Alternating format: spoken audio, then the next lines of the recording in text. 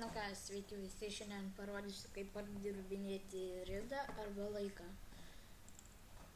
Laikas bus po šito video, tiesiog kaip padirbinėti laiką. Čia bus pirmas video, kaip padirbinėti ridą, o vėliau bus kaip padirbinėti tą laiką. Tiesiog spaudžiame Open, pasiemame foto, aš jau esu pasidaręs, pavyzdžiui, ridą aš dabar darysiu. Prisarpinam iki spidometrą. Pasižymime su tuo kilometrus. Oi.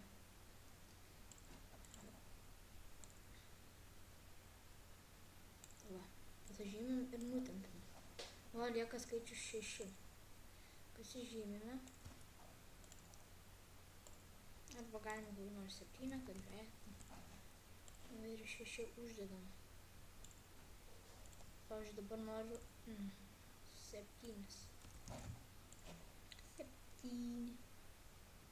Pavyzdžiui, matėte, gavosi per mažas, tai netinka tada.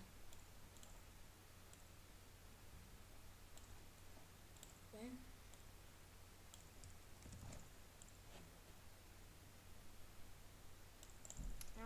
Man nesigauna, tai pasižiūrim vėl 6 iš 9. 6. Nu, ar gaunasi 6666. Nusikopinam kilometrus. Nenusikopinam, tiesiog nutempiam. Uždedam. Čia lieka toks baltas. Visiems nusižymim čia ir uždedam. Na va, ir gaunasi. Tiesiog dabar pažiūrėkim, kaip atrodo iš toli. Jeigu keltume plius minus sistemą, va, parodo kaip tikras. Tai va, ačiū, kad žiūrėt.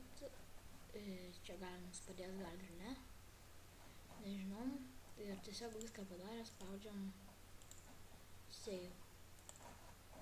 Na va, ačiū. Tai jau bus Lomografo rūmai jisai. Tai va, iki.